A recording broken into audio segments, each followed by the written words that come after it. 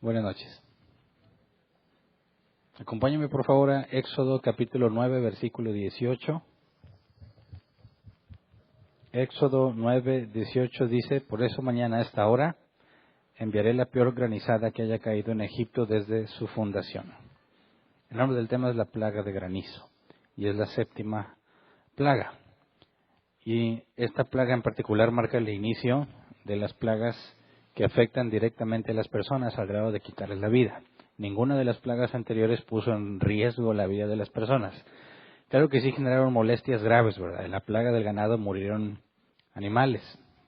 Pero en este caso, vamos a ver que Dios advierte claramente que estas plagas, esta y las que siguen, van directamente contra la integridad de las personas al grado de quitarles la vida. Entonces, si vemos el versículo 13, donde después de la plaga de úlceras, Dios ordena a Moisés que se presente ante Faraón. Dice: el Señor le ordenó a Moisés madrugar al día siguiente y salirle al paso al Faraón para advertirle.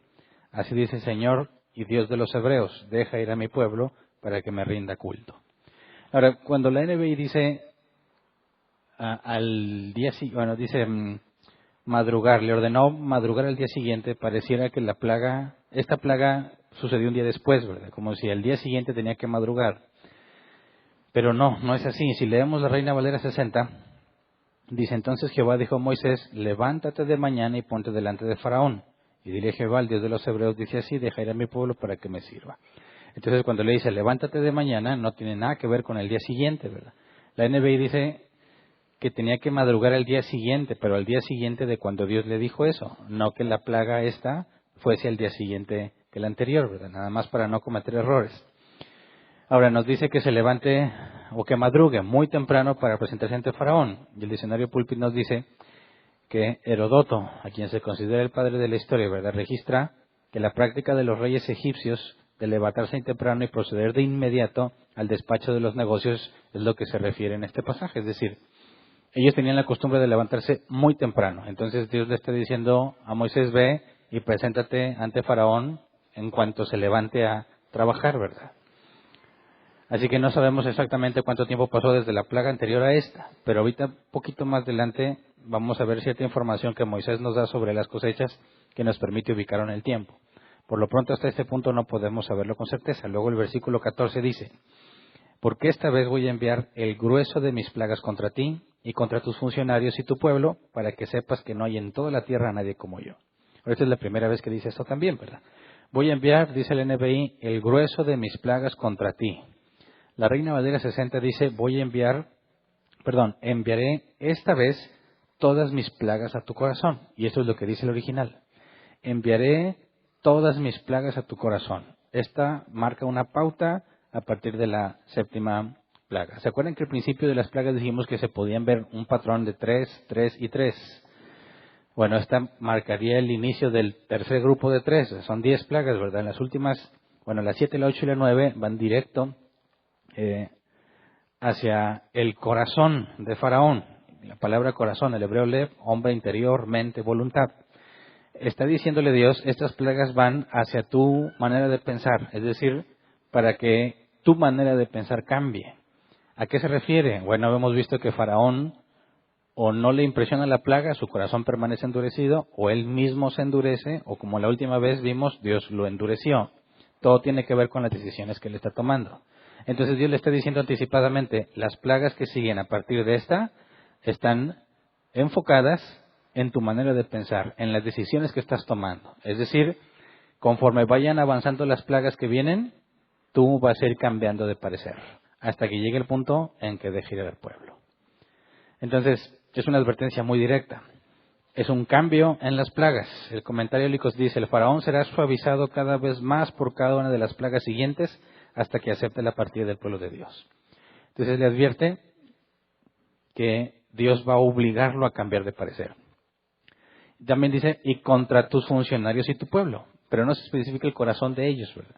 Es el corazón de Faraón contra los funcionarios y con el pueblo. Entonces, va a hacer que Faraón cambie de opinión y le va a afectar a las personas de toda clase social, tanto los funcionarios, que son los que están en la corte, por así decirlo, los que están presentes escuchando a Moisés, y todo el resto del pueblo que se encuentra trabajando. Entonces las plagas van enfocadas a todos ellos. Y dice, para que sepas que no hay en toda la tierra nadie como yo. Las características de esta plaga no dejarán duda alguna de que no es algo natural, ni en su inicio ni en su final, y va a demostrarles una vez más, porque en todas lo ha demostrado, ¿verdad? Pero le dice claramente, una vez más va a demostrar que Él es el único Dios. Luego dice versículo 15 al 16, le hace una aclaración. Si en este momento desplegara yo mi poder y a ti y a tu pueblo los azotara con una plaga, desaparecerían de la tierra. Pero te he dejado con vida precisamente para mostrarte mi poder y para que mi nombre sea proclamado por toda la tierra. Entonces, ¿qué le está diciendo? Mira, si hasta aquí has llegado, es porque sí he querido. Y si he querido que sea así, es porque voy a usarte para mostrar mi poder, para que las naciones conozcan quién soy yo. Y vamos a ver más adelante que en efecto las naciones se dan cuenta de lo que va a suceder en Egipto. Pero la pregunta que tendríamos que plantearnos aquí ¿es Dios injusto con Faraón? Se le está diciendo, a ti te elegí para mostrar mi poder con lo que voy a hacer. Te he dejado hasta ahorita persistir, mantener al pueblo cautivo, porque yo he querido, porque voy a usarte para que todo mundo conozca mi poder. Esto levanta una objeción normalmente por parte de algunos que no entienden muy bien la justicia divina, diciendo, a ver, Faraón, como lo vimos en el tema pasado, que Dios lo endureció, y analizamos por qué, por cuanto no quisieron tomar en cuenta a Dios, Romanos capítulo 1, Dios le entrega a sus mentes depravadas, a sus razonamientos depravados. Ahora, es Dios quien está haciendo que Faraón permanezca así, ya lo vimos, de una manera pasiva, dejándolo hacer lo que Faraón quiere, entregándole sus propios deseos, y nos explica el propósito, para que precisamente con su obstinación, Dios cada vez despliegue más su poder hasta llegar al punto donde lo convenza, donde lo doblegue, donde voluntariamente Faraón diga, váyanse. Y eso lo hace para que los otros, que no tienen nada del conocimiento de quién es el Dios verdadero, puedan conocer que hay un Dios que es más poderoso que el rey más poderoso de toda la tierra. La pregunta ¿es Dios injusto por haber elegido a Faraón para ese propósito? Porque si lo vemos desde la perspectiva divina, desde que Faraón fue engendrado, el propósito de Dios era que este punto llegara. Como en el caso de Judas, que Jesús dijo, este nació para perderse. Y algunos aquí dicen, esto es injusto, porque es un individuo que nace y ya está condenado a la destrucción. ¿Por qué no le pregunta a Dios a Faraón qué es lo que quiere? ¿Por qué no toma en cuenta su libertad? ¿Por qué no respeta sus decisiones? ¿Por qué no toma en cuenta lo que Faraón realmente pudo haber decidido? Es decir, desde el momento en que Dios ordenó el nacimiento de Faraón, ya estaba predestinado que él llegase hasta ese punto para que Dios mostrara su poder. Yo sé que a nosotros no nos debería hacer mucho conflicto, ¿verdad?, encontrar que Dios haga eso, pero aún a los cristianos les genera mucho conflicto. Así que vamos a Romanos 9, 16 al 24, para ver cómo el apóstol Pablo responde precisamente a la pregunta que estoy haciéndoles. ¿Es Dios injusto al elegir a alguien para no darle salvación y mostrar el poder, demostrar su poder a través de esa persona? Dice Pablo, Romanos 9, 16 al 24, dice, por lo tanto la elección no depende del deseo ni del esfuerzo humano, sino de la misericordia de Dios. Porque la Escritura le dice al Faraón, te he levantado precisamente para mostrar en ti mi poder y para que mi nombre sea proclamado por toda la tierra. Y aquí Pablo está citando precisamente Éxodo, versículo 16, ¿verdad? Que es Éxodo 15 y 16. Está citando específicamente para explicarlo, dice, versículo 18, así que Dios tiene misericordia de quien Él quiere tenerla y endurece a quien Él quiere endurecer. Pero tú me dirás, entonces, ¿por qué todavía Dios nos echa la culpa? ¿Quién puede oponerse a su voluntad? Fíjate bien la pregunta que es tan común en nuestros tiempos. A ver, Dios creó a Faraón con ese propósito. Entonces, ¿Faraón tuvo la oportunidad de elegir otro propósito?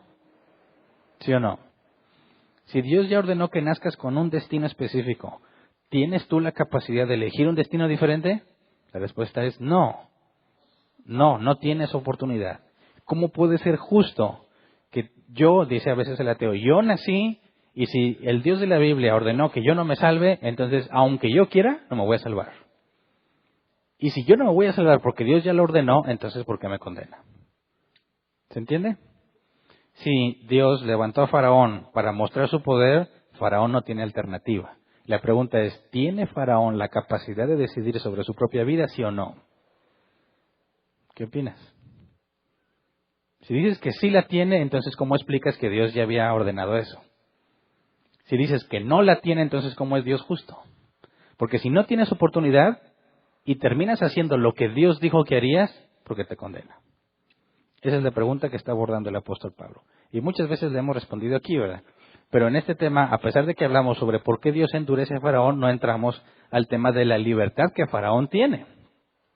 Entonces dice, ¿por qué todavía nos echa la culpa a Dios?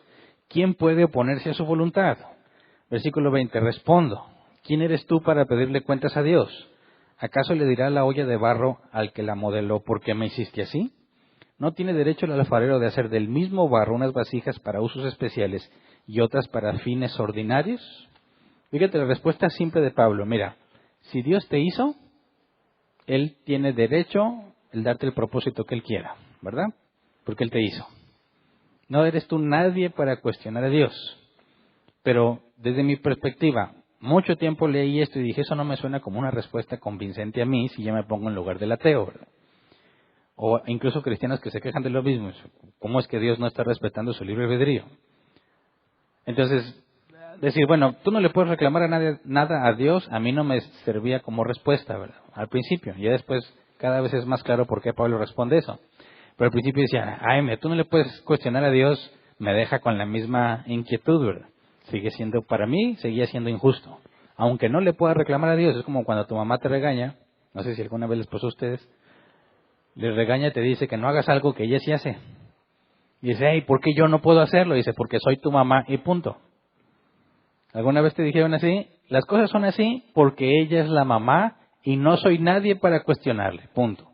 Eso a mí me daba más coraje, ¿verdad? En lugar de decir, bueno, no, me enojaba más.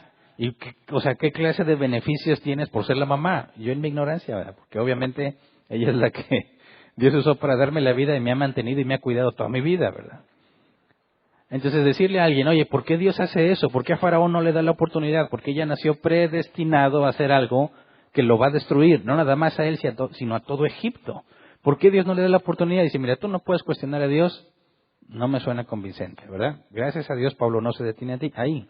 Dice el versículo 22. ¿Y qué si Dios, queriendo mostrar su ira y dar a conocer su poder, soportó con mucha paciencia a los que eran objeto de su castigo y estaban destinados a la destrucción? ¿Qué si lo hizo para dar a conocer sus gloriosas riquezas a los que eran objeto de su misericordia y a quienes de antemano preparó para esta gloria? Estos somos nosotros a quienes Dios llamó no solo de entre los judíos, sino también de entre los gentiles. Ahora, leerlo aquí, al principio a mí también no me daba mucho sentido. Porque ¿qué entendemos por ira nosotros? Cuando alguien está airado, ¿qué entiendes? No en el sentido bíblico, en el sentido de nuestro idioma. Cuando alguien está airado, está enojado, ¿verdad? Y el hecho de que Dios, dice aquí, queriendo mostrar su ira y dar a conocer su poder, soportó con mucha paciencia a los que eran objeto de su castigo. Dices, a ver, Dios estaba enojado, así que estuvo soportándolo mucho tiempo hasta que descargó su enojo con él. Eso para mí no resuelve el conflicto de la injusticia.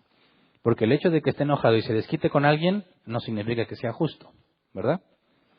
Cuando tú ves que una persona, imagínate, ves a un cristiano que se enoja, y se enoja fuerte, ¿qué opinas de ese cristiano? ¿Que tiene ira santa o que está obrando en la carne? ¿Qué opinas? ¿Cómo sabes que alguien está enojado? Bueno, por la cara puede ser, a veces el color, algunos se ponen rojos. Su forma de hablar, sus expresiones, su lenguaje corporal, te dice que está enojado, o lo que te está diciendo, ¿verdad? Bueno, cuando tú ves que un cristiano de repente se enoja y se comporta así, ¿consideras que está haciendo algo bueno o algo malo? ¿Qué es lo más normal cuando alguien ve a un cristiano que se enoja? Dice, ¿por qué te pones así? Los cristianos no se pueden poner así, ¿verdad? Los cristianos tienen que ser pacientes, tienen que ser ecuánimes, ¿verdad? Tienen que ser gente noble. ¿Por qué te pones así? ¿Por qué reaccionas así? Esa es, me parece, la reacción más normal cuando alguien ve que un cristiano se llena de ira. Entonces, cuando leemos pasajes como estos y entendemos la ira como simplemente perder el control y enojarte, vemos que Dios ya no se pudo controlar, llegó al punto en que explotó y se desquita con Faraón, ¿verdad? Pero, si se acuerdan de lo que vimos en los atributos de Dios, dijimos que hay dos atributos que no podemos separar, la justicia y la ira. Así que cuando Dios está airado, se debe a que debe hacer justicia. Si Dios es justo, entonces ama lo recto, lo que es dar lo que corresponde a cada quien, darle a cada quien su merecido. Eso es lo justo. Cuando no se hace lo justo, Dios manifiesta ira, no le agrada y tiene que hacer justicia. Entonces, si Dios está airado, está enojado con alguien, se debe a que ese alguien ha cometido injusticia. Si Dios es justo, necesariamente se va a airar contra la injusticia. Si Dios está airado, es porque es justo. Son inseparables esos dos atributos, ¿verdad? Ahora, cuando alguien se enoja y se llena de ira, ¿tú puedes simplemente concluir que está obrando en la carne? Conociendo lo que implica la ira en el término bíblico. Dios siempre es justo, nosotros no siempre. Entonces, cuando Dios está airado, se debe necesariamente que hay una injusticia y que Dios va a hacer lo necesario para que sea justo. ¿Verdad? Por eso, quien predica a un Dios que nunca se enoja, ha hecho un ídolo injusto. Porque si alguien hizo algo incorrecto y Dios no se llena de ira, entonces Dios no es justo. Y muchos han quitado el atributo de la ira de Dios para evitarse estos asuntos complejos de explicar por qué Dios pareciera que pierde el control de sí mismo y se enoja contra alguien, ¿verdad? No, es que es inseparable. Si tú eres justo, no vas a soportar la injusticia. Y es más, si realmente eres justo, no puedes pasar desapercibido el pecado, ni el tuyo ni de nadie más.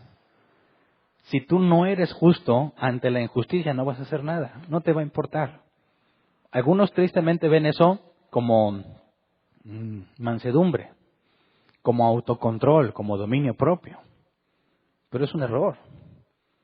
Cuando Jesús volcó las mesas en el templo, ¿estaba enojado? Sí. ¿Tenía ira? Sí. ¿Por qué? Él les dijo, han convertido en una cueva de ladrones el templo del Señor. Esta debe ser llamada casa de oración.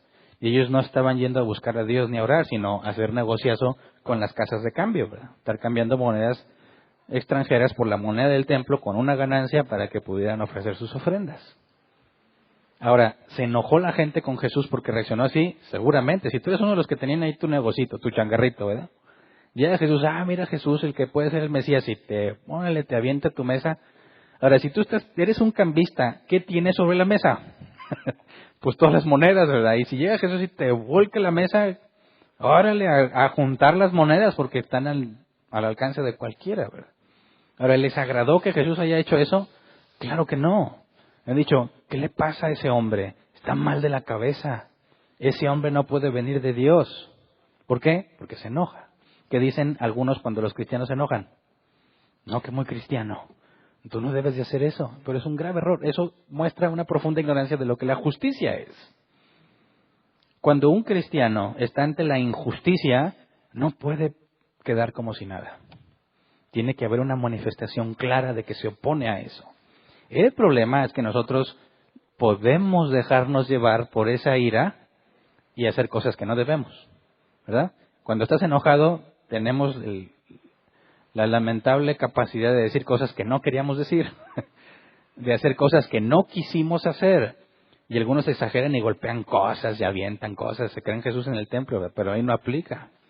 Entonces, cuando alguien está enojado porque está airado, no puedes tú simplemente decir, está en pecado. Un cristiano no hace eso. No puedes decir, un cristiano no hace eso. No, tendrías que analizar las causas y sus acciones, porque la Biblia dice, airaos, pero no pequéis. Así que, fíjate el asunto o el argumento que presenta Pablo. Dice, y que Dios, si queriendo mostrar su ira y dar a conocer su poder, eso implica que, si Dios está airado y va a desplegar su ira para con Faraón y los egipcios, ¿qué implica que Faraón y los egipcios han hecho para que Dios esté airado? Injusticia. Entonces lo que Pablo está diciendo es, ante la injusticia, Dios está airado, ¿verdad? Y eso es lo que esperaríamos de un Dios justo. Y luego dice, soportó con mucha paciencia a los que eran objeto de su castigo. Dios debió hacer justicia inmediatamente, pero decidió posponerla, soportar que Faraón y los egipcios siguieran haciendo lo incorrecto. Y Dios está reteniendo su justicia, acumulando su ira con el propósito de mostrar su poder. ¿Me explico? Luego dice, y estaban destinados a la destrucción. Fíjate cómo cierra este punto.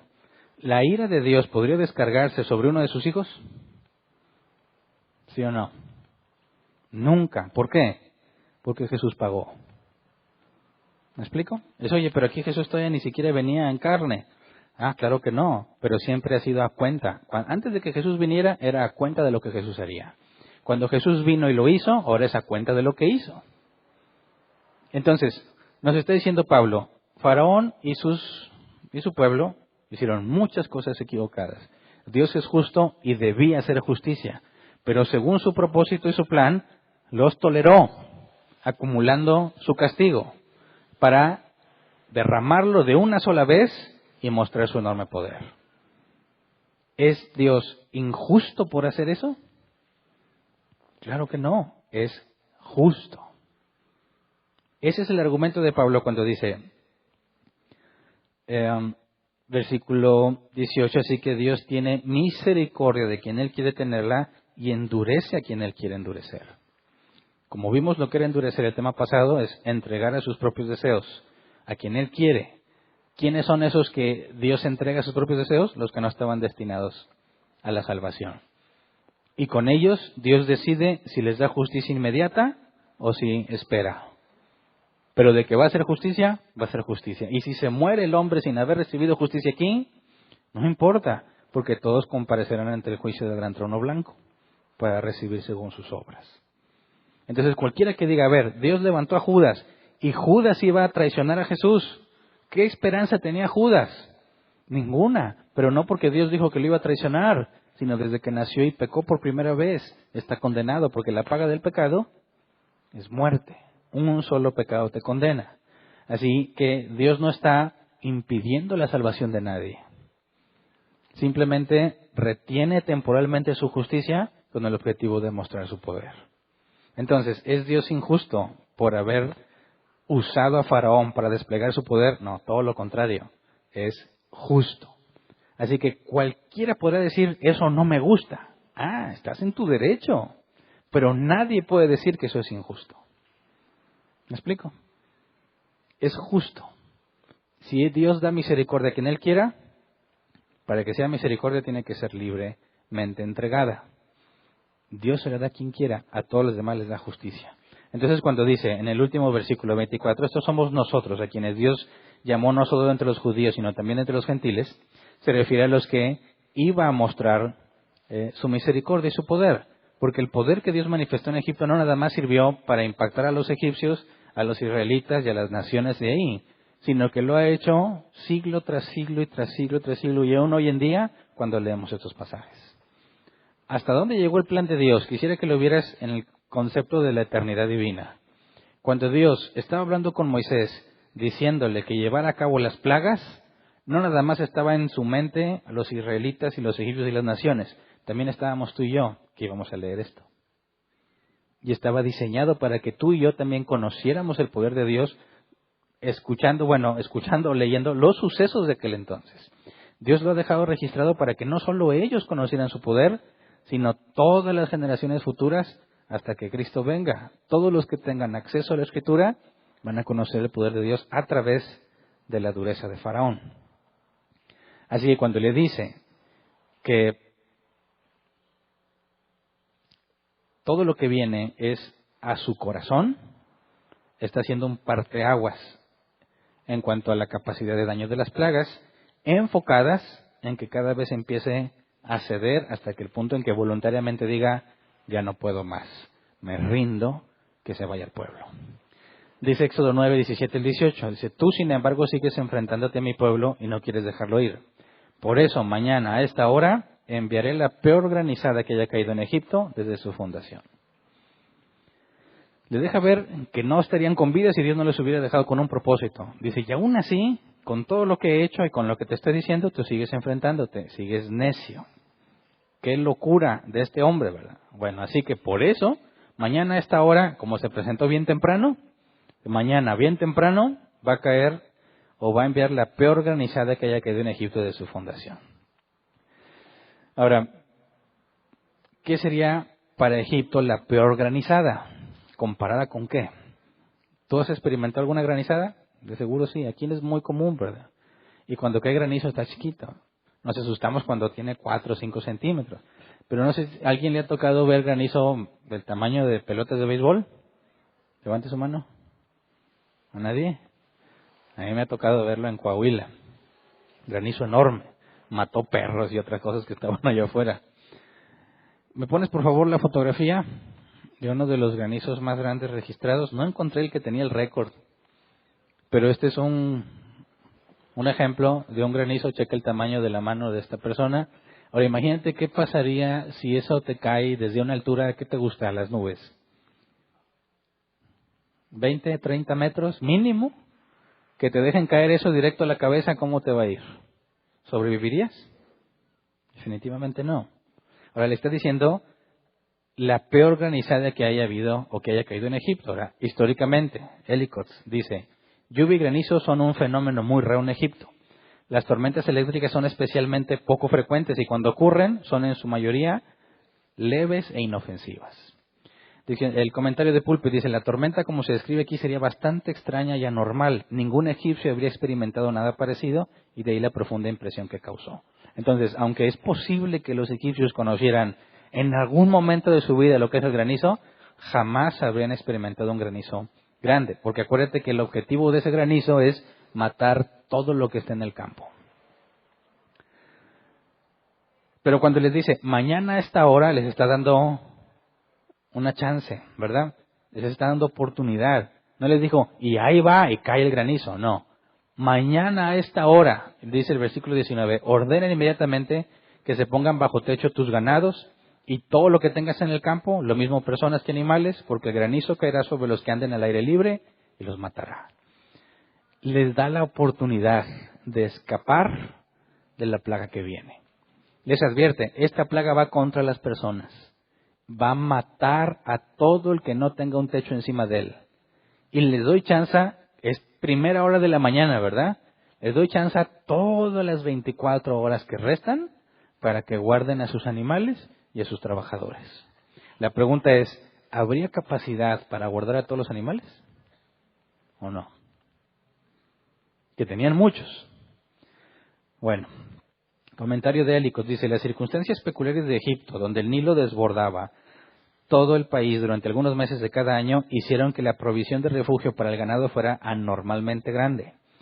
Todos los años, en el momento de la inundación, todo el ganado tenía que ser reunido en cobertizos y patios de ganado en las inmediaciones de los pueblos y ciudades que estaban protegidos de la inundación por montículos altos. Por lo tanto, habría sido fácil alojar todo el ganado que quedó para los egipcios después de la plaga del ganado, si la advertencia aquí dada hubiese sido atendida en general. Entonces, sí, especialmente en Egipto, que tenían que proteger a esos animales, metiéndolos en cobertizos elevados intencionalmente para que la inundación no los mate, tenían lugar suficiente para guardar a todos los animales. O sea, Dios no les está diciendo salven lo que puedan, les está diciendo tienen un día para salvar todo lo que tienen. Qué gran oportunidad. Fíjate bien, les advierte, va a pasar algo muy grave y les doy oportunidad de que se salven. ¿Qué es lo único que se requiere para que se puedan salvar? Que le crean a Moisés. Ahora, si tú fueras un egipcio y ya pasaron 6 plagas y todas empiezan cada vez que a Moisés se le ocurre presentarse ante Faraón, ¿qué pensarías con esta? ¿Te atreverías a poner en duda? Dirías, no, a mí se me hace que no. 6 veces te las creo, pero 7 no. Sería absurdo, ¿verdad? Que haya alguien que no le crea. Pero bueno, dice el versículo 20 al 21, algunos funcionarios del faraón temieron la palabra del Señor y se apresuraron a poner bajo techo sus esclavos y ganados. Pero otros no hicieron caso de la palabra del Señor y dejaron en el campo sus esclavos y ganados. Bueno, al menos, uno sí. Dijeron, no, sí, ya, con la experiencia que hemos tenido con Moisés, más vale asegurarse. Si fueran mexicanos, hubieran dicho, por si las moscas, ¿eh? A lo mejor sí, a lo mejor no, pero ¿para qué arriesgar? Y otros dijeron, no, no creo nada. Qué bárbaros. Éxodo 9, 22 al 26. Un día después, ¿verdad? Entonces el Señor le dijo a Moisés, levanta los brazos al cielo para que en todo Egipto caiga granizo sobre la gente y los animales y sobre todo lo que crece en el campo. Pausa. Imagínate los israelitas. Yo no sé si Moisés les explicaba primero qué plaga venía y luego se iba a Egipto a decirle a Faraón. No hay nada que indique eso. A mí me parece que primero iba con Faraón, le advertía lo que Dios había dicho y luego regresaba con los israelitas y les contaba lo que iba a pasar. En algunas ocasiones, como la plaga anterior, Moisés iba ante Faraón y ahí aventaba el polvo, ¿verdad? Y ya empezó la plaga de úlceras y los israelitas se dieron cuenta, me imagino, por el griterío de la gente. Pero no les platicó Moisés. Ahora, aquí falta un día para que se cumpla. ¿Habrá Moisés llegado con los israelitas a decirles, prepárense porque mañana les va a ir bien feo a los israelitas, perdón, a los egipcios? Les va a ir muy mal, va a caer granizo. Y algunos israelitas van a decir, ¿qué es eso? Porque eso casi nunca pasa, ¿verdad? Bueno, va a haber la peor granizada que ha habido en toda la historia de Egipto. Pero, aún no lo leemos, pero en Gosén no va a pasar nada. Entonces, imagínate la expectativa. ¿Cómo te habría sido dormir esa noche? Viendo que algunos egipcios sí están guardando sus animales y a otros les vale. No sé, ¿qué se sentirá? Si todos, cuando tenemos un evento importante, el día siguiente a veces batallas para dormir. ¿Qué se sentirá ser Moisés o Aarón? Que al día siguiente sabes que Dios te va a decir que dejes caer una plaga terrible. Entonces Dios lo levanta otra vez en la mañana, o Moisés se levanta y le dice, levanta los brazos al cielo, para que en todo Egipto caiga granizo sobre la gente y los animales, y sobre todo lo que crece en el campo. Moisés levantó su vara al cielo, y el Señor hizo que cayera granizo sobre todo Egipto, envió truenos, granizo y rayos sobre toda la tierra. Llovió granizo y con el granizo caían rayos zigzagueantes. Nunca en toda la historia de Egipto como nación hubo una tormenta peor que esta. El granizo arrasó con todo lo que había en los campos de Egipto y con personas y animales. Acabó con todos los cultivos y derribó todos los árboles. El único lugar en donde no granizó fue en la tierra de Gosén, donde estaban los israelitas. Así que aquellos que no creyeron en la advertencia, sufrieron la pérdida de animales y de personas. Pero notemos algo interesante. Cuando la NBI nos dice que envió truenos, granizo y rayos sobre la tierra, el original no habla de rayos. Si leemos la Reina Valera 60, en el versículo 23, dice, Jehová hizo tronar y granizar y el fuego se descargó sobre la tierra. Entonces la NBI dice relámpagos. La Reina Valera 60 dice fuego. ¿Cuál crees tú que sea? Luego en el versículo 24, NBI dice, llovió granizo y con el granizo caían rayos zigzagueantes. Y dices, ¿qué es un rayo zigzagueante? Pues el que está así, ¿verdad? Ahora, ¿qué rayo no cae zigzagueante? O algunos caen en línea recta. Aunque se vean bien rectos, siguen teniendo su característico zigzag, aunque sea no muy pronunciado. Dices, bueno, ¿a qué se habrá referido Moisés? Bueno, Moisés no dijo zigzagueantes. Lo que dice la Reina Valera 60, en el versículo 24 lo traduce literal. Dice, hubo pues granizo y fuego mezclado con el granizo. Eso nos recuerda una de las consecuencias de, ¿qué es? Las plagas, de los sellos o de las trompetas o las copas, ya no me acuerdo cuál es, de Apocalipsis, ¿verdad? Y Sodoma y Gomorra. Entonces, la NBI decidió que el fuego mezclado con granizo se traduce como rayos zigzagueantes. ¿Por qué? Mi pregunta es, ¿por qué? ¿Qué tiene que ver fuego mezclado con granizo? Ahora, ¿cómo le haces para que el fuego y el granizo se mezclen? Si hay fuego, no va a permanecer el granizo, ¿verdad? Y si hay granizo, ¿cómo se enciende el fuego? Entonces algunos dicen, no, esto es algo metafórico, ¿verdad? Desde la perspectiva de Moisés y los israelitas, vieron caer a su descripción granizo mezclado con fuego. Y la NBI dice, son rayos. ¿A qué se debe eso?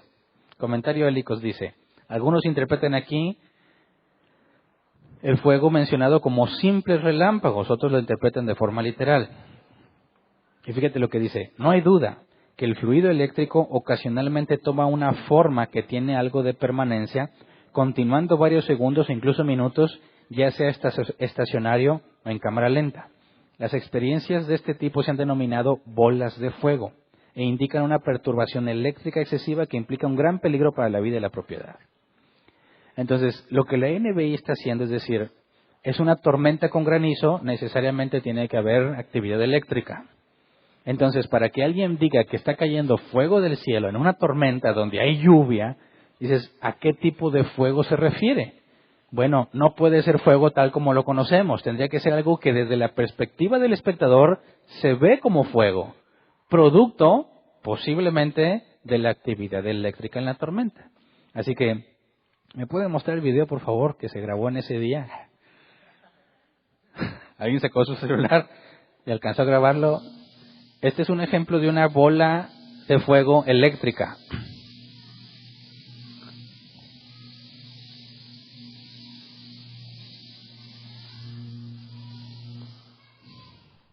Otra vez, por favor. Quisiera que vieras la apariencia de la bola eléctrica y cómo despide flamas.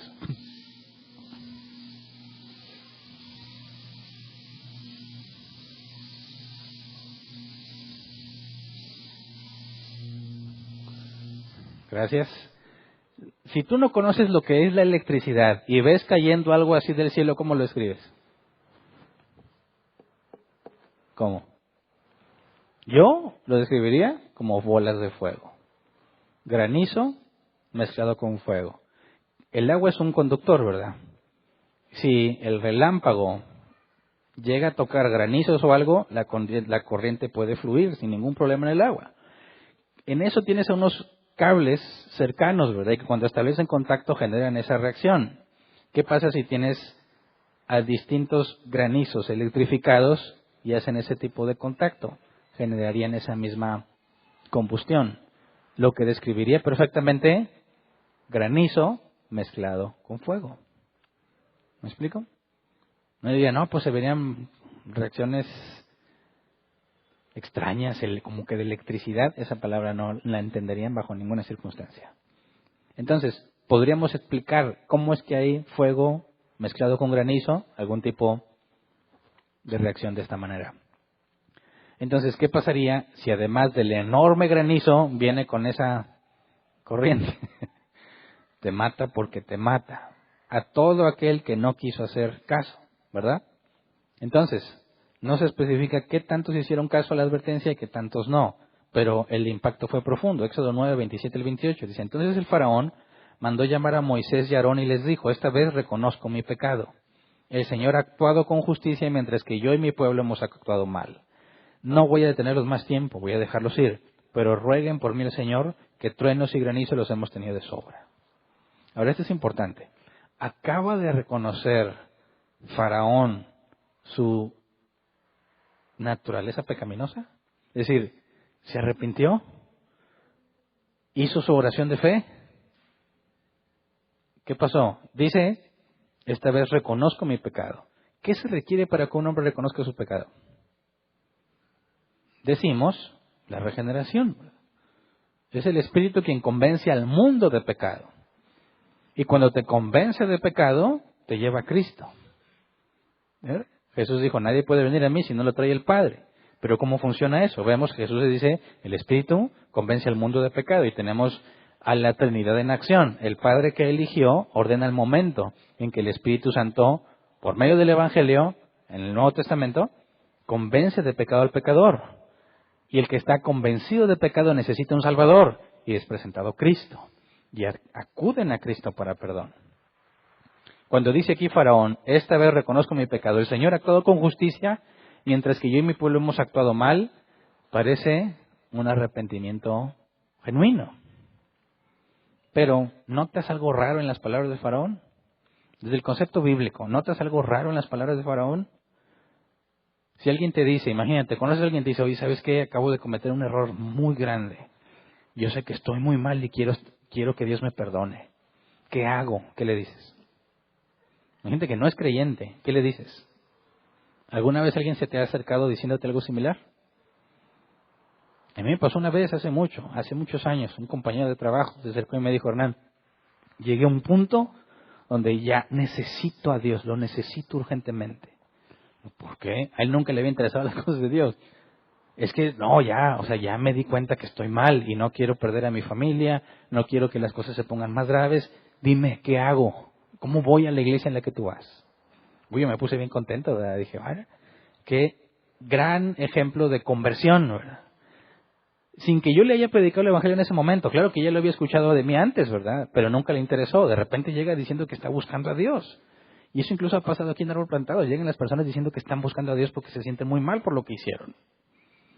Pero como yo ya tuve la experiencia pasada, ya no les creo. Hasta hacer una serie de preguntas. Claro que sería muy difícil que dijeras, mira, este hombre está diciendo que pecó y que busca a Dios. ¿Para qué miente? O sea, ¿para qué mentiría en algo así? Pues yo pensé eso la primera vez que me pasó eso. Dije, pues tienes que acercarte a Dios. Yo en esos tiempos y la doctrina que tenía, dije, pues haz esta oración conmigo. Hizo la oración de fe. Y yo dije, bienvenido, mi hermano en Cristo. Hay fiesta en el cielo porque te arrepentiste. Y se puso feliz y contento, ¿verdad? ¿Cuánto crees que le duró? Cuando yo, no, que fue a la iglesia una vez, 2 veces. Llevó a su familia completa. Dije, amén, gloria a Dios. Ahora toda la familia, ¿no dice la Biblia que cree en el Señor Jesucristo? Y será salvo tú y toda tu casa. Bueno, eso es otro pasaje muy mal interpretado, pero eso es lo que me habían enseñado. Dije, ahí está la evidencia. Su esposa, hijos, todo. Qué felicidad, hasta que llegó el punto en que tuvimos que tratar el tema de la santidad. Oye, es que tengo unos problemas. Digo, ya, a ver, ¿qué está? Me contó, eran temas graves. Y era algo que tenía que contarle a su esposa. Dije, ¿sabes qué? Tienes que decirle a tu esposa. No, pero Dios ya me perdonó. Sí, Dios te perdona. Pero sigues siendo tentado hacia allá. Y si no cortas eso de raíz, te va a meter en muchos problemas.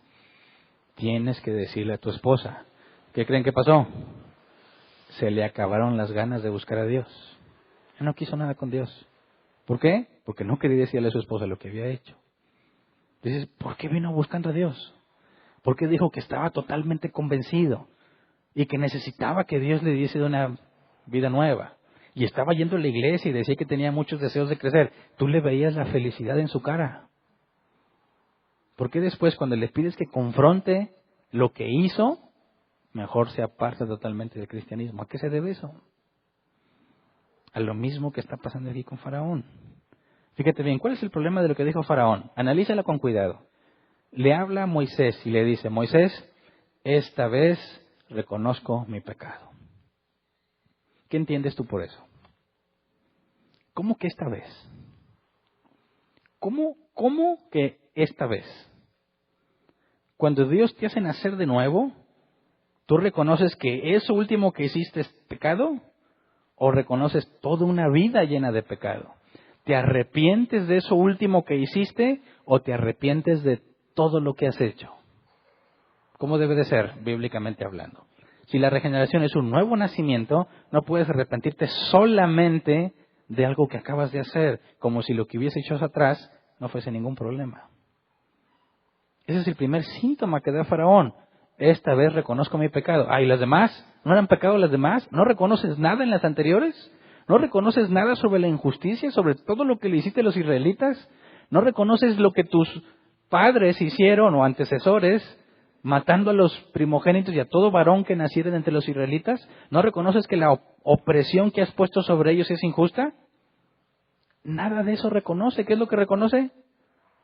Bueno, perdóname porque sí me merecía esta plaga, esta sí me la merecía.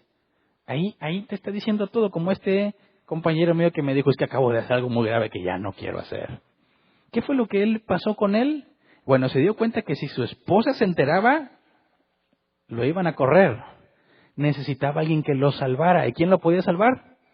Dios. ¿Salvarlo de qué? De lo que su esposa le iba a hacer si se enteraba. Él no estaba buscando redención para sí mismo. Él quería cubrir su pecado alegando que Dios ya lo había perdonado. Quería salvar a su familia porque no quería que se dieran cuenta de lo que había hecho. No estaba buscando a Dios.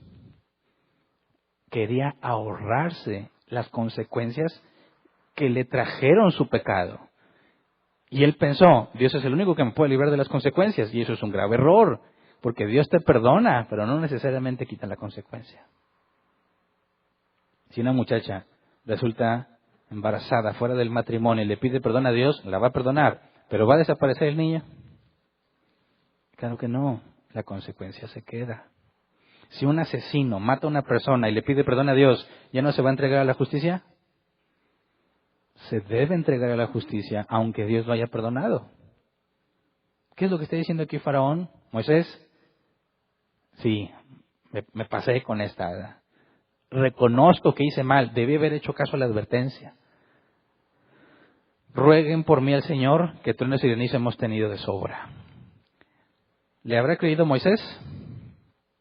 Dice versículo 29 y 30. En cuanto yo salga de la ciudad, le contestó Moisés, elevaré mis manos en oración al Señor, y cesarán los truenos, y dejará de granizar. Así sabrás que la tierra es del Señor.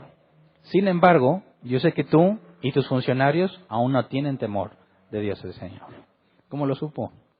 Pues como te estoy diciendo. No puede ser que si Dios regeneró a alguien, solamente se arrepienta por lo último que hizo. Si tú fuiste regenerado, vas a considerar miserable toda tu vida y todos los pecados que has cometido. Y vas a buscar que Dios te perdone por todo lo que has hecho y vas a confesar todo el mugre que hiciste, porque es algo que ya no vas a soportar en ti. Y cuando Dios te hace nacer de nuevo, te sientes totalmente liberado porque confesaste todo el pecado que tenías. Nadie que diga, no, ya nací de nuevo. Bueno, ¿y qué? O sea, ¿qué andabas haciendo? Eso solamente lo sabe el Señor. No. Todo mundo decimos, yo era así, yo era así, yo era esto, yo era el otro y Dios me cambió. Reconoces que toda tu vida ha estado mal. No nada más lo último. ¿Qué es lo que está buscando aquí Faraón? Que se quite la plaga. Busca alivio porque es insoportable lo que les está pasando. Y le tienen mucho miedo. Nunca habían visto algo así. Nunca. No puede negar bajo ninguna circunstancia que realmente eso es obra de Dios. Pero ¿qué le dice Moisés? Aún no tienen temor de Dios el Señor. Fíjate bien, cuando hablamos del temor en la Biblia, hablamos en dos sentidos, ¿verdad? Temor a alguien, tú le puedes temer a alguien en el sentido de que no te quieres acercar a él, ¿verdad? Porque te puede hacer algo o es muy enojón o algo, ¿verdad? No te quieres acercar a él. Eso es tener temor en un sentido. Pero cuando la Biblia dice que temas al Señor, no te está hablando en ese sentido. Temer al Señor en el sentido bíblico es acercarte a Él cuando pecas y buscar que te dé el arrepentimiento que necesitas. Temer al Señor en un sentido de respeto, en un sentido de reconocerlo como tu dueño y Señor, implica un acercamiento en humillación. Temerlo en el otro sentido implica un alejamiento porque no quieres estar con Él. ¿Qué es lo que está diciendo aquí? Aún no tienen temor de Dios. Sí le temen en un sentido y no le temen en otro sentido. Le temen porque está diciendo, ya, rueguen que nos quite esto. Le tienen miedo a las consecuencias de sus actos. Pero no le temen en el sentido de reconocerlo como el único Dios verdadero. Eso es lo que Moisés detecta. Faraón quiere que le quiten la consecuencia. ¿Y qué dice Moisés? Sí, ok, yo voy a orar al Señor para que te la quite. Yo voy a orar al Señor para que esta plaga cese. Sabrás así, cuando yo ore, que se va a quitar, vas a ver que esto es de Dios. Pero tú no te has arrepentido. No lo engañan, ¿verdad? Dice el versículo 31-32, que es un paréntesis del relato. El lino y la cebada fueron destruidos, ya que la cebada estaba en espiga y el lino en flor. Sin embargo, el trigo y la espelta no se echaron a perder porque maduraron más tarde. Ahora, estos datos los da el lector y nos está diciendo algo importante. Dios destruyó mucho de lo que ellos cosechaban, pero lo que es el trigo y el espelta, ¿me pueden poner por favor la Reina Valera 60 en el versículo 32? Olvidé aquí poner mi nota. En el 32, el trigo y el centeno. Quizás para nosotros es más conocido la palabra centeno que espelta, ¿verdad? Pero tanto el trigo como el centeno son de consumo humano. Entonces, nos está dejando ver Moisés que a pesar de la enorme destrucción, Dios no los dejó desamparados. Permitió que las cosechas que son para consumo humano permanecieran. Pero lo demás lo destruyó. Y nos da la oportunidad de ubicar en el tiempo, porque según el comentario de Helicos dice, el lino se enrosca, es decir, forma su recipiente de semillas hacia fines de enero o principios de febrero. Y la cebada llega al oído o llega a ser tierna casi al mismo tiempo, lo que entonces indica que eso estaba sucediendo entre enero y febrero. Y ya hemos ubicado, ¿se acuerdan? La primera vez que empezó Moisés a hablar a Faraón e interrumpirlo fue en junio.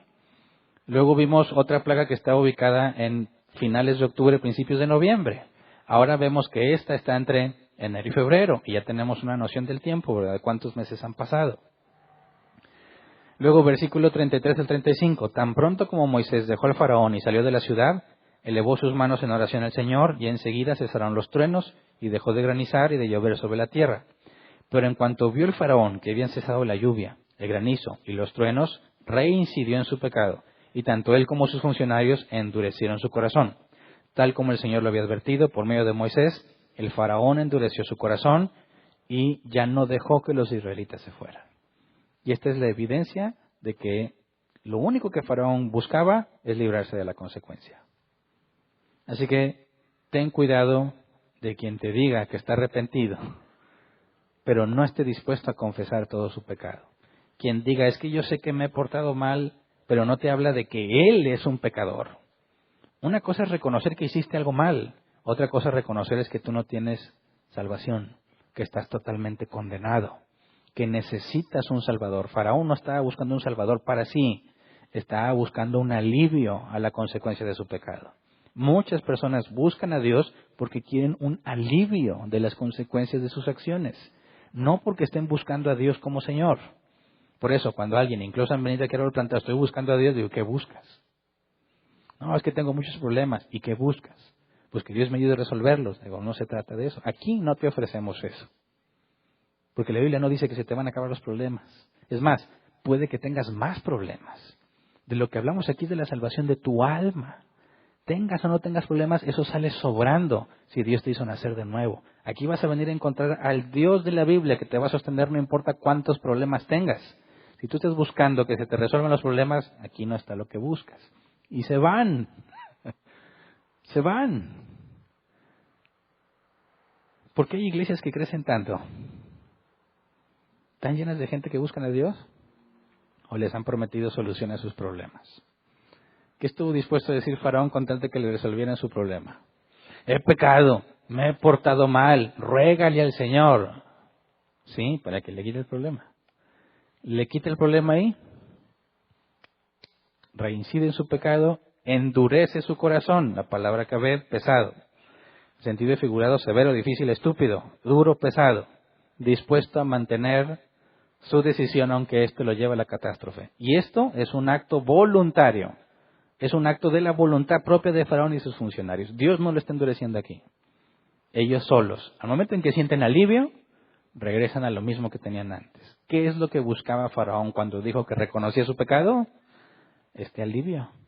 Que una vez teniéndolo, demuestra que nunca fue regenerado, porque volvió a hacer lo que hacía. Y eso es muy común entre los que se dicen cristianos. Están emproblemados, están buscando a Dios. Tienen situaciones difíciles, están buscando a Dios y se ven muy convincentes. O sea, te crees que realmente están buscando a Dios y lo están buscando realmente, pero no a Dios, sino a lo que les puede dar. Los enfermos andan buscando a Dios y tristemente muchos van y les hablan a los enfermos. Dios tiene el poder para curarte. Dios tiene el poder para sanarte. ¿Qué es lo que están provocando? Que todos los deseos de sanar sean enfocados en una dirección, en Dios que tiene poder para sanarme, pero no están ni siquiera conscientes de su pecado. No están buscando un salvador, están buscando un solucionador. Hay casos, los leprosos, de los 10 leprosos, los 10 fueron sanados, ¿y cuántos regresaron? 1. ¿Por qué nomás 1? No, dice Jesús, no eran 10. ¿Por qué nada más regresó 1? Porque 1 se le permitió ver su condición de pecador. Los demás lo único que hicieron es obtener lo que querían y se fueron. Se acercaron a Jesús buscando sanidad, Dios les dio la sanidad y ya demuestran que nunca buscaban a Dios. Asegúrate que no estés haciendo eso tú. Hay personas que necesitan los problemas. ¿Cuándo oras? Cuando tienes problemas. ¿Cuándo lees la Biblia? Cuando no encuentras la solución. ¿Por qué vienes a la iglesia? Porque tienes conflictos. Pero cuando todo anda bien, un domingo que te levantes feliz, contento, con ganas de descansar, dices, hoy no voy a la iglesia. Ándale, ¿qué me dice eso? ¿Qué es lo que necesitas para seguir viniendo? Más problemas, más dificultades. Ahora, Dios en su enorme misericordia a veces tanta paciencia nos tiene y nos vuelve a mandar problemas. para que agarres la onda. Porque dices, oye, yo nomás oro cuando tengo problemas. A ver si te cae el 20 de lo malagradecido que eres, si es que eres su hijo. Si no, debes caerte en cuenta, eres un simple hipócrita, que buscas a Dios para beneficio propio. Tú no estás buscando al Dios de la Biblia, estás buscando a alguien que te solucione tus problemas. Entonces, qué curioso que cuando hay problemas, los cristianos aquí andan buscando a Dios. Pero cuando hay paz y abundancia, se les olvida, salen compromisos, salen situaciones no previstas, salen unas ganas de descansar. Mira, ¿dónde está realmente la regeneración? En el cristiano que llueve, truena, relampaguea, le va bien, le va mal, está buscando siempre hacer lo que le corresponde. Y una de las cosas que corresponden es congregarse. ¿Verdad? ¿Quieres que Dios te hable? Lee la Biblia. Escucha al que predica la Biblia. Es el medio por el cual Dios habla. Congregarse no es venir a cumplir nada más, es venir a ser instruido, si la predicación es bíblica. Y eso es para tu crecimiento. Algunos lo consideran opcional. Es necesario cuando les va mal, pero es opcional cuando las cosas andan bien. No te engañes a ti mismo. Puede ser, como dijo Jesús, en aquel día, algunos me dirán, Señor, Señor, en tu nombre echamos fuera demonios, sanamos enfermos. Jesús les dirá, nunca los conocí. Algunos le van a decir, Señor, pero tú me ayudaste cuando tenía problemas, pero tú me sanaste, tú me resolviste muchas cosas, ¿cómo es que no me conoces? Apártate de mí, no te conozco, porque la palabra conozco en griego, ginosko, es un conocimiento íntimo y personal. Muchas personas están en esa categoría que dice la Escritura, sus labios están cerca de mí, pero su corazón está lejos. Dicen muchas cosas que los cristianos dicen, pero ellos no tienen nada de Dios en sí mismos, pero parecen cristianos. Y cuando surgen los problemas, cuando no obtienen lo que querían, se van. ¿Me explico? Algunos persisten, Dios me va a salvar, Dios me va a sanar, Dios me va a ayudar. Dios en su misericordia les ayuda. Y siguen engañados. El trigo y la cizaña crecen juntos. Es indudable que muchos van a ser sorprendidos en el día de la resurrección. Muchos se van a llevar una enorme sorpresa al ver que fueron condenados, porque estaban seguros de que Dios los conocía. No se trata de si tú conoces a Dios, se trata de que Él te conozca a ti. Cuando Jesús dice, y lo dice en Apocalipsis, algunos lo ven como evangelístico, estoy a la puerta y llamo, abre la puerta y entraré, el que abre la puerta entraré a Él y cenaré con Él y Él conmigo. Está hablando de una relación íntima. Tristemente muchos que se dicen cristianos no son conocidos por Dios y se manifiesta en los buenos tiempos. ¿Qué hacen cuando alguien, mucho te dice de la persona en su comportamiento? Cuando las cosas están mal, ¿cómo se comporta? Cuando las cosas están bien, ¿cómo se comporta? Todos esperamos que los que se dicen cristianos cuando esté mal estén buscando a Dios. Algunos ni siquiera cuando están mal, dicen, Dios ya me cansé, ya me enojé con Él porque no me da lo que quiero. Bueno, se ponen en evidencia más pronto, otros son persistentes. Pero en los tiempos malos reflejan si realmente estás buscando a Dios, pero más los tiempos buenos. ¿Verdad? Porque en los tiempos buenos ni ahorramos, ni nos preocupamos, ni buscamos las cosas hacerlas bien, porque no tenemos ninguna presión. Y es ahí donde se demuestra. Igual que el poder, el dinero. Dicen que el dinero cambia a la gente, ¿verdad? Pero no es cierto. El dinero muestra lo que realmente es la gente. ¿Verdad? Porque muchos no hacen muchas cosas porque no pueden, porque no tienen el dinero, no tienen el poder para hacerlo. Pero en cuanto lo reciben, dicen, mira cómo lo cambió el dinero. No. Siempre ha sido así. Pero como no tenía dinero, no podía hacerlo. ¿Cómo va a ser presumido si no tiene? ¿Cómo va a ser prepotente si no es nadie?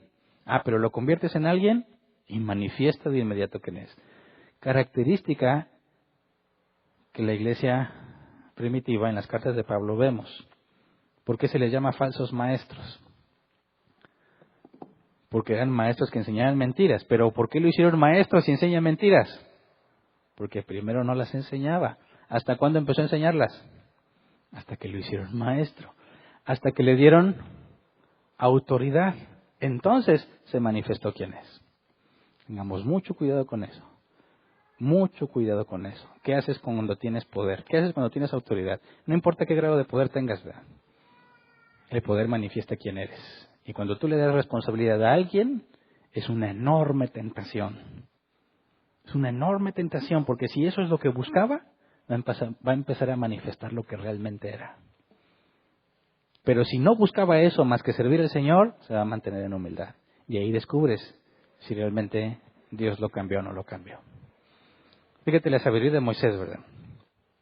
Ve a Faraón desesperado, decir, ok, voy a rogarle a Dios que les quite la plaga, pero no te creo nada. Fíjate la actitud de él, no es de que, no, arrepiéntete o no quito la plaga. No, ¿verdad? Está consciente del sufrimiento de ellos, está consciente que les está yendo muy mal y es empático, va a rogarle a Dios que quite la plaga, pero no te creo nada. Fíjate bien, no es un intercambio. A ver, no, arrepiéntete y entonces quito la plaga. Cuando vas a entregar comida a algunos, dicen, a ver, vamos a repartir lunch, pero primero tienen que escuchar la predicación. Y si te quedas a toda la predicación, te doy tu lunch. No es lo que hace Moisés. Si tú vas a ayudar al que tiene hambre, porque tiene hambre, ¿cómo te atreves a condicionarle la comida? Ten la comida. Y si es lo único que buscabas, que te vaya bien. Pero si no, te puedo hablar de Dios. Qué distinto. Ese es el proceder bíblico, no el trueque. Algunas veces yo me acuerdo de personas que decían, no, yo veo a veces indigentes y le digo, ven, si me acompañas a la iglesia, te invito a comer. Dices, no, invítalo a comer y luego pregúntale si quiere ir a la iglesia. ¿Qué manifestaría más claramente que Dios está obrando en ese hombre? ¿Que lo obligues a venir a la iglesia para darle de comer? Que va a decir, bueno, pues ¿cuánto dura la iglesia? Bueno, me aguanto las 2 horas. No importa, porque tengo hambre. Y ahí lo vas a tener. Y levanten sus manos. ¿Y qué va a hacer? Las va a levantar. ¿Por qué? Porque tiene hambre. Pero si lo invitas a comer y luego le ofreces, ahí vas a ver si realmente Dios está haciendo algo en él. Si le invitas a comer y dice, no, tengo compromiso. Y dice, ay, eres indigente, ¿qué compromiso vas a tener? Pero ahí revela que no le interesa. Lo que querías comer, bueno, ya te ayudé, ya comiste. Moisés, ¿estás sufriendo con la plaga? No te preocupes, voy a rogar al Señor para que la quite. Pero no me vengas con que estás arrepentido. No trates de engañarme ni de engañarte a ti mismo. Necesitamos aprender de eso. Vas a ayudar a alguien, ayúdalo incondicionalmente. No trates de intercambiarlo, por más espiritual que es para que escuchen el Evangelio. No mercadees con el Evangelio, ¿verdad? Bueno, hasta aquí terminamos con esto. Vamos a ponernos de pie. Ya el capítulo que sigue entra la siguiente plaga. Ante la posibilidad de que Faraón esté dando señas de arrepentimiento, Moisés tiene en claro que es falso, sigue necio, va de acuerdo a lo que Dios dijo. Estas plagas van contra ti. Le dolió, ¿verdad?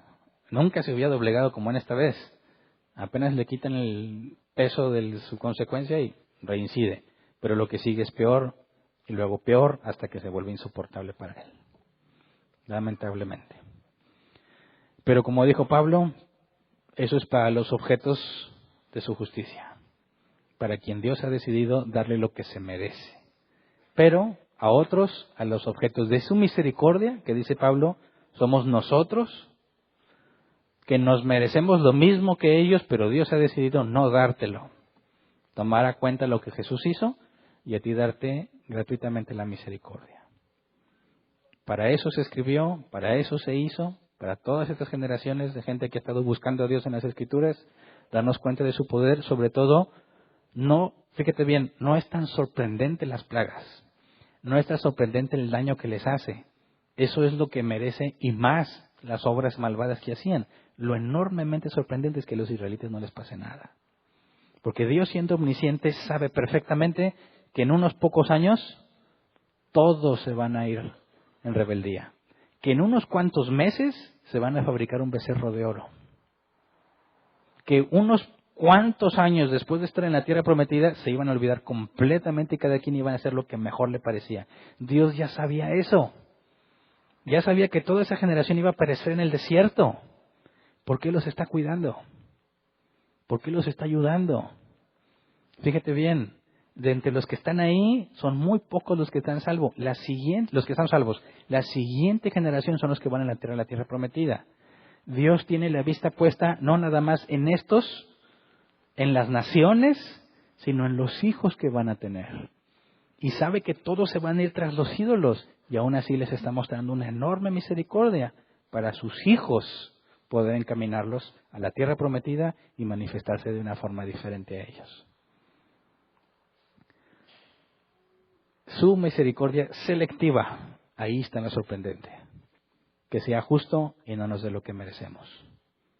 Gracias a Dios por el sacrificio de Jesús. Si no fuera por eso, tú y yo ni siquiera podríamos entender lo que leemos. ¿Verdad? Porque dice la Escritura, para entenderlo requieres el Espíritu Santo. Así que tenemos mucho que agradecer, ¿verdad? Vamos a orar. Señor, gracias por tu misericordia. Gracias porque es libre, porque le entregas a quien tú quieres y gracias porque decidiste darnos a nosotros.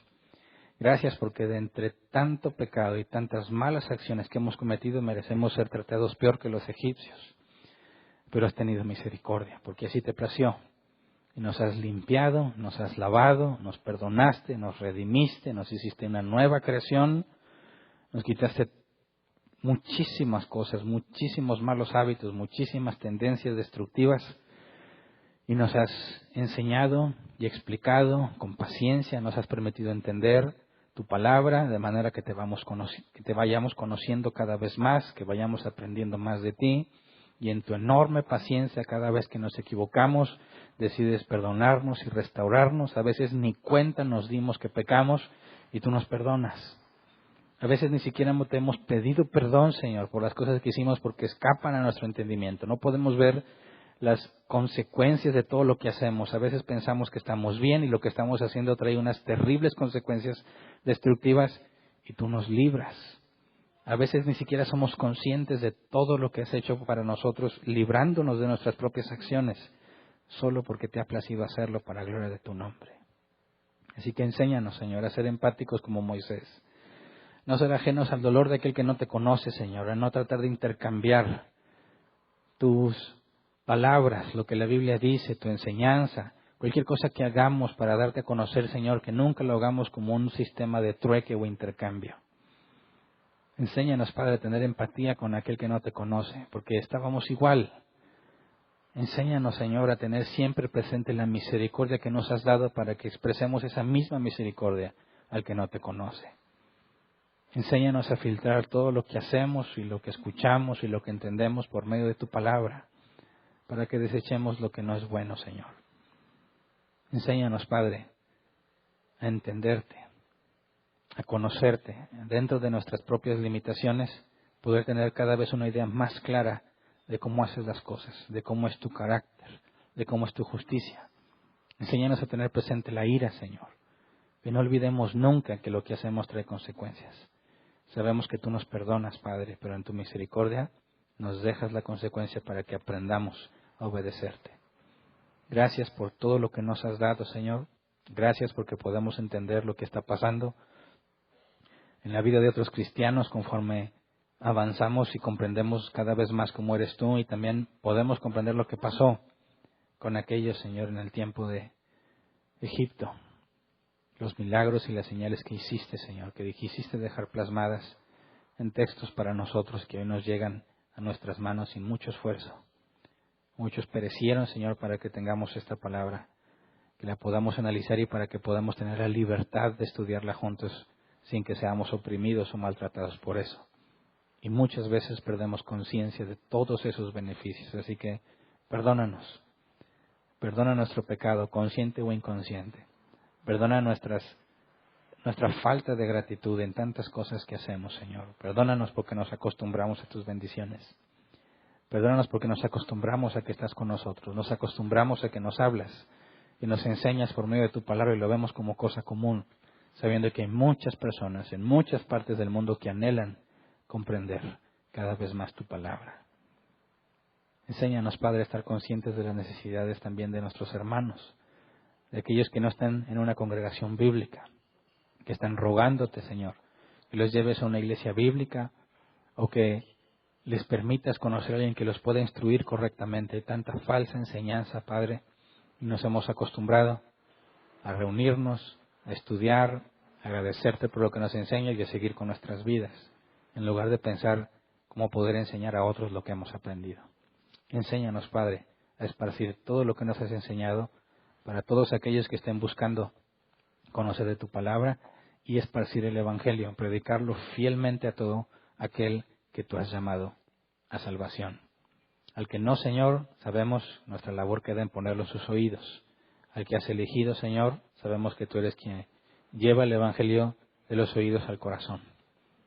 Queremos ver el milagro, Señor, de la regeneración entre nosotros, ver cada vez más personas que se convierten, que las transformas y que buscan entregarse a ti completamente, sin reservas, Señor, reconociéndose como pecadores miserables que necesitan un Salvador.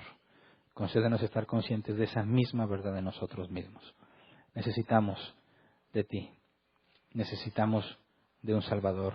Enséñanos a confiar en la promesa que nos has dado, tu Espíritu Santo en nosotros como garantía de que un día regresarás por nosotros. Gracias por todo lo que has hecho y por lo que harás. Amén. Pueden sentarse. Sección de preguntas. 15 minutos para responder preguntas si las hay. Si nos queda tiempo, respondemos preguntas en línea si las hay. ¿Alguien tiene una pregunta? Por favor, levante su mano y le llevan el micrófono. Aquí adelante y allá atrás. Está más cerca allá atrás. Buenas noches. Buenas noches. Entonces, las 10 plagas no las debemos ver como oportunidades para arrepentirse. O sea, no había opción de que después de la primera plaga el faraón y pueblo se arrepintieran. O sea, eran un castigo de la justicia, forzosamente las 10 iban a acontecer. Sí, es que y lo dijo Dios desde el principio, ¿verdad? Se lo dijo Moisés. Tú vas a presentarte ante Faraón y le vas a pedir que los deje ir, pero no los va a dejar ir. A menos que yo despliegue mi poder, no los va a dejar ir. Entonces, cuando vemos las 10 plagas y la constante advertencia, aunque algunas eran sin advertencia, pero las advertencias es exactamente lo mismo, lo que Moisés está haciendo al avisar las plagas y que Dios ya había ordenado que no se irían hasta la 10ª plaga, es lo mismo que en el Evangelio.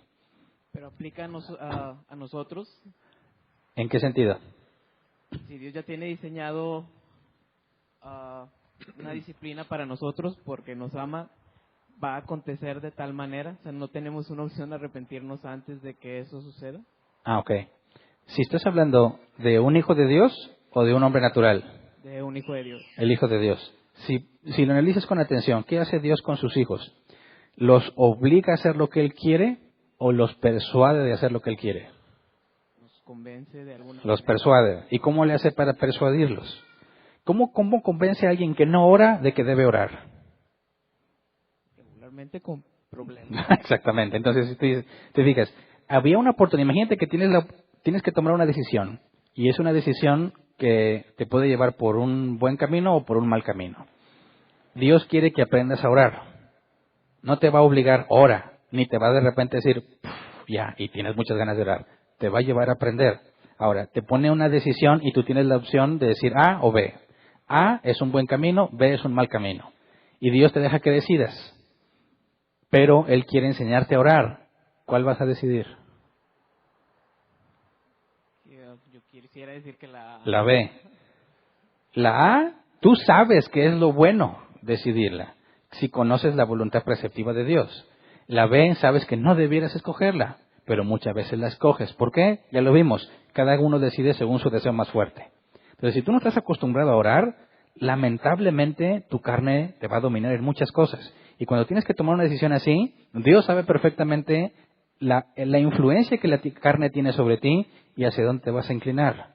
Y cuando estés ahí, vas a preguntar, ¿tuve la opción de elegir A o B? Sí la tenías, pero no tuviste la preparación, las circunstancias para haber elegido la A. Porque como no eras disciplinado y no tienes una vida espiritual, te vas por lo que la carne te dice.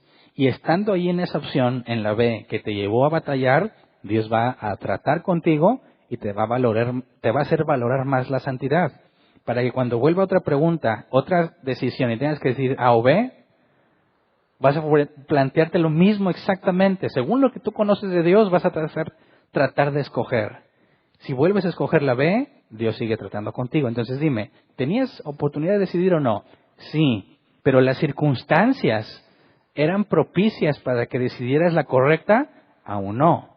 Pero Dios está trabajando en ti para que esas circunstancias más adelante te lleven a decidir correctamente. Entonces tenemos que decir, Dios ya había ordenado que ibas a tomar la B. Eso es innegable, pero no te obligó a tomarla. Tú, con tu propia libertad, nadie te presionó, tú decidiste. No tenías la capacidad de elegir correctamente, pero tú decidiste. Si Dios controla las circunstancias, te controla a ti de todas maneras, sin obligarte a hacer lo que Él quiere. ¿Me explico? ¿Alguien más? Aquí habéis levantado la mano, ¿verdad?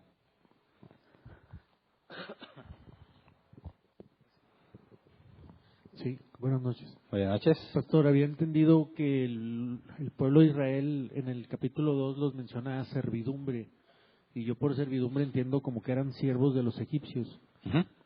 No sé si lo estoy entendiendo bien. Y en lo que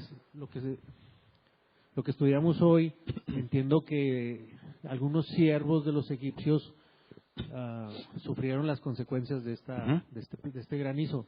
Lo que no alcanzo a entender, pastor, es cómo Israel era siervo de Egipto, pero eran unos siervos, por así decirlo, privilegiados que vivían allá en Saltillo y los egipcios vivían aquí en Monterrey. Uh-huh. O sea, esa idea no la alcanzo a entender. ¿Cómo eran siervos de los egipcios, pero ellos vivían en Saltillo y los egipcios en Monterrey? O sea, bueno, ¿cómo empatar esa idea? ¿No? Habría que recordar lo que estamos viendo desde José el Soñador. Cuando José asciende, por medio de José se libran de los 7 años de escasez, y la familia de José viene, en medio del hambre viene a Egipto. José los preserva. Cuando la abundancia la escasez empieza a terminar, acuérdate que Josué aboga ante Faraón para que les deje quedarse en Gosén, ¿verdad? Es un privilegio que se les dio por ser José. Se olvida el siguiente faraón, o los siguientes faraones se olvidan de quién es José, pero ellos ya están en Gosén. Y acuérdate que ven la amenaza. Estos son más fuertes que nosotros y si nos atacan nos van a vencer. Así que los oprimen, pero los siguen dejando en Gosén. Entonces hay una distinción entre los que viven en Egipto aún siendo esclavos y los israelitas que viven en Gosén. Porque el peligro no son los esclavos en general, sino específicamente los israelitas. Ambos son siervos o esclavos de Egipto, pero los que específicamente eran maltratados eran los israelitas, porque representaban una amenaza. Entonces, a los siervos egipcios tenían, en cierta manera, una vida más simple o no tan oprimida como los israelitas por la amenaza que representaban. O sea, eran como siervos o esclavos a distancia. Uh-huh. Y había una diferencia. No tan despreciados como los israelitas. Gracias. Tengo otra, pero no sé si hay más preguntas. ¿Alguien más tiene una pregunta? ¿No? ¿Tampoco hay en línea? Bueno. Pastor, veo a Moisés, Dios a través de Moisés teniendo misericordia de un faraón y su pueblo que aunque le dice, pues no le dice, pero yo sé que eres un hipócrita porque le dice que no cree, que no ha entendido, que no le cree, como bien no lo explicaste. Entonces veo a Dios obrando a través de Moisés, teniendo misericordia de alguien que él ya sabe que no es honesto, que no es sincero, ¿verdad? Ese ejemplo, pastor, debería ser, es la pregunta, imitable en nosotros, en nuestros días, porque a veces he escuchado yo ejemplos de gente que parece ser que como que las juzgamos y decimos, no hombre, no te creo nada, y menos si se trata de dinero, ¿verdad? Entonces, ¿hasta qué punto, pastor, ese ejemplo que vimos en el estudio de hoy, de Moisés teniendo misericordia, aunque sabe que es un mentiroso faraón y que realmente no cambió, pero sin embargo tiene misericordia, les quita la plaga, ¿verdad? O levanta los brazos y Dios detiene la plaga? Entonces, ¿qué tanto es ese ejemplo imitable para nosotros en nuestros días? O cuando se trata de dinero y, no, menos, no le creo nada, menos, no, o sea, o si realmente deberíamos de imitarlo, ¿hasta qué punto deberíamos de imitarlo? Si se entiende lo que dices, de no hacer un trueque o intercambiar, de que o me escuchas el sermón que te voy a dar o no te doy el pan, ¿verdad? Eso sí se entiende, pero en cuanto a tener misericordia, sin juzgar si creo que ese tipo es o no es honesto, ¿deberíamos de imitarlo hasta qué punto? Bueno, creo que puedo poner un ejemplo de cómo podemos imitar la misma actitud. Imagínate que viene alguien y aquí han venido personas que vienen aquí a la iglesia en una reunión y dicen, ando buscando a Dios porque tengo problemas, necesito dinero. Casi siempre te dicen, no soy de aquí, tengo que juntar dinero para mi boleto, ¿verdad? Que se tienen que regresar a su tierra, entonces están pidiendo una ayuda. Y muchos incluso piden que se invite a toda la iglesia que les dé una ayuda.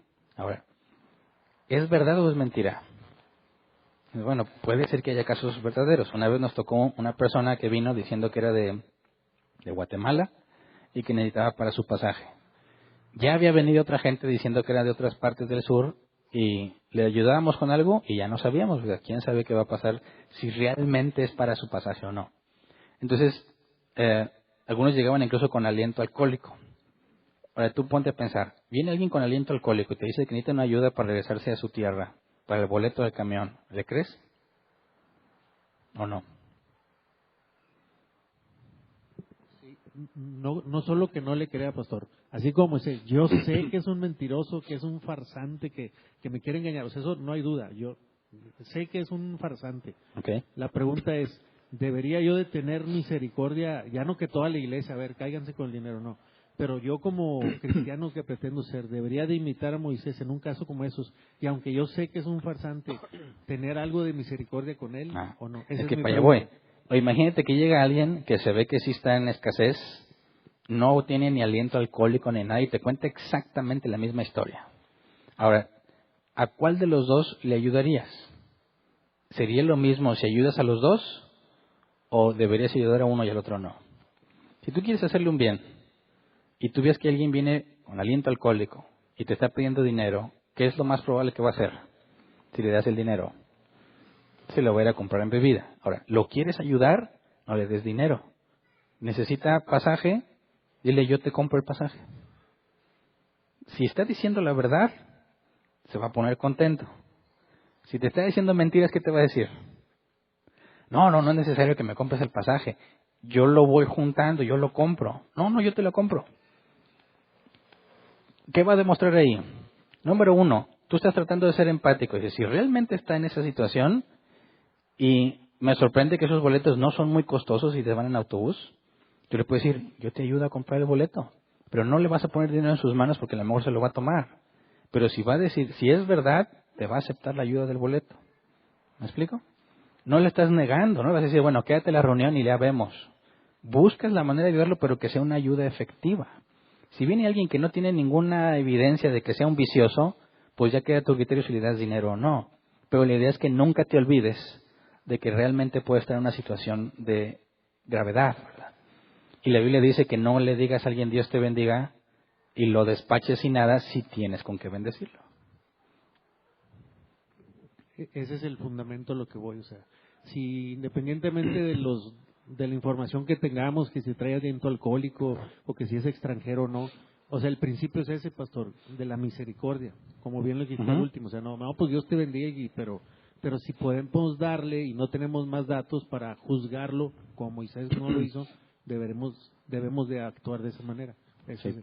Gracias. Y es más, una vez pasó en árbol plantado, hace ya un buen de años, llegó alguien diciendo que era de allá, y le dijimos así, bueno, no te puedo ayudar con dinero, pero ¿te compro el boleto? Y dijo que sí. Entonces, obviamente ya era tarde en la noche, y le dijimos, bueno, si estás aquí mañana, te llevo a comprar el boleto. Y ahí estaba. Y le dije, oye, ¿cómo le hiciste? Se quedó a dormir afuera. Fuimos, le compramos el boleto y yo lo vi subirse al autobús y se fue.